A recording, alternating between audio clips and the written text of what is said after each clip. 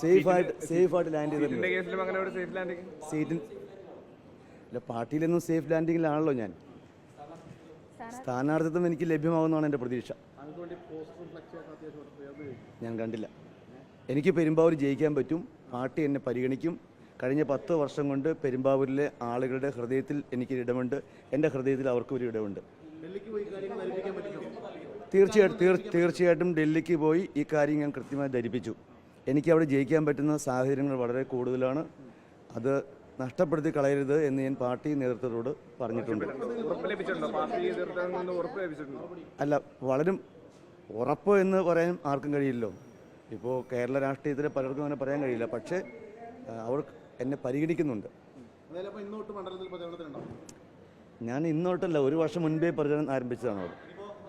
ഞാൻ എൻ്റെ ഗ്രാമയാത്രയിലൂടെ ഭവന സമ്പർക്ക പരിപാടി നടത്തിയിട്ടുണ്ട്.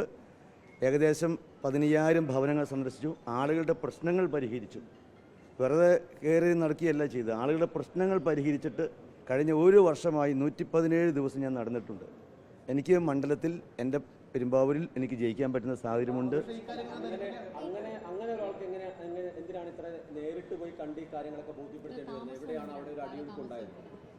ചിലപ്പോൾ നമ്മൾ രാത്രി കിടന്നുറങ്ങുന്ന സമയത്ത് നല്ല വീടൊക്കെ ആയിരിക്കും, ഭംഗിയായിരിക്കും. പക്ഷെ മലയിടിഞ്ഞ് വരുന്നാൽ എന്ത് ചെയ്യാൻ പറ്റും?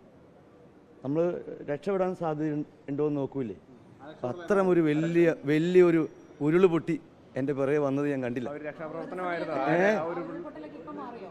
ഉരുൾപൊട്ടൽ മാറിയിട്ടുണ്ടോ എന്ന് എനിക്കറിയില്ല. പക്ഷേ ഞാൻ സേഫാണ്. എന്തോ എൻ്റെ പിന്നിൽ ആരാണെന്ന് എനിക്കറിയില്ല. എൻ്റെ മുന്നിൽ മാത്രമേ കണ്ണുകളുള്ളൂ.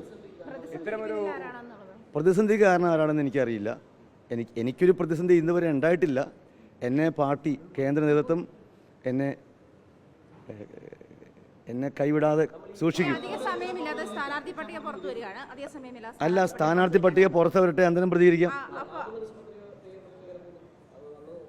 അതൊക്കെ നിസ്സാര ജോലികളല്ലേ ഉള്ളൂ. സ്ഥാനാർത്ഥി പട്ടികയിൽ എൻ്റെ പേരുണ്ടാകണമെന്നാണ് പെരുമ്പാവൂരിലെ എല്ലാ ആളുകളും ആഗ്രഹിക്കുന്നത്. ഇല്ലെങ്കിൽ എന്താണെന്നുള്ള അന്തരം പറയാം.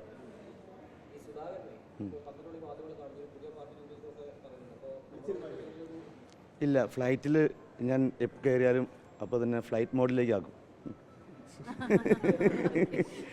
ഇറങ്ങിയുള്ളൂ.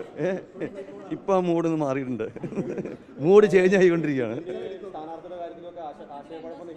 2020 അവിടെ രക്ഷയില്ല. അവർക്കൊന്നും ഓട്ടുമില്ല, രക്ഷയുമില്ല.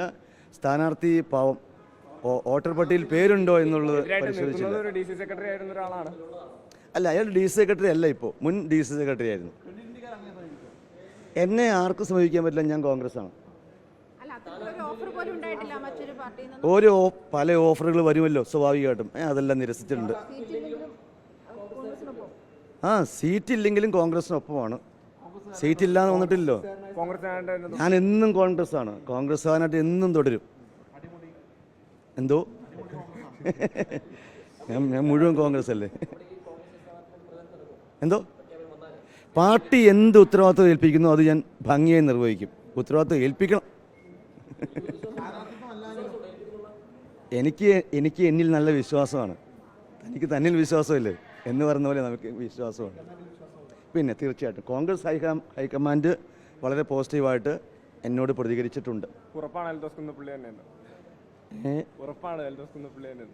ഞാനാണെന്ന് ഉറപ്പാണ്. അല്ല, പെരുമ്പാവൂരിൽ മത്സരിക്കുമോ എന്ന കാര്യം പാർട്ടി തീരുമാനിക്കും. പാർട്ടി എനിക്ക് സീറ്റ് തരും എന്ന ബോധ്യം എനിക്കുണ്ട്. എൻ്റെ അവിടുത്തെ ജനങ്ങൾ എനിക്ക് ബോധ്യമുണ്ട്. എനിക്ക് ജയിക്കാനും പറ്റും.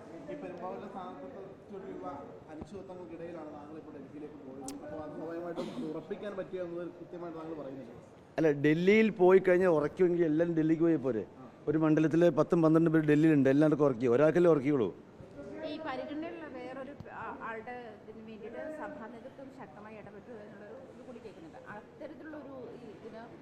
ഇല്ലില്ല, സഭകളൊന്നും അങ്ങനെ പരസ്യമായി ഇടപെടാറില്ല. നമ്മൾ ആര് ചെന്നാലും സഭ സപ്പോർട്ട് ചെയ്യും. ഇപ്പം ഞാൻ ഏത് സഭയിൽ ചെന്നാലും ആ സഭയിൽ ആൾ എന്നെ അനുഗ്രഹിക്കില്ലേ, വേറെ ആൾ ചെന്നാലും അനുഗ്രഹിക്കില്ലേ.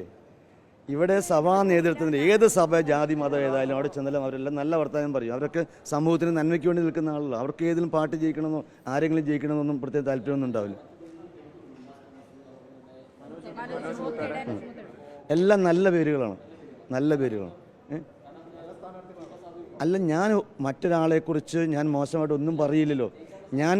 എനിക്ക് എന്നെ സംബന്ധിച്ചിടത്തോളം ആളുകൾ വോട്ട് ചെയ്താൽ, ഭൂരിപക്ഷം പേര് വോട്ട് ചെയ്താൽ, രണ്ടാമത് തന്നെ ആളേക്കാൾ ഒരു വോട്ട് കൂടുതൽ കിട്ടിക്കഴിഞ്ഞാൽ അയാൾ ജയിക്കും.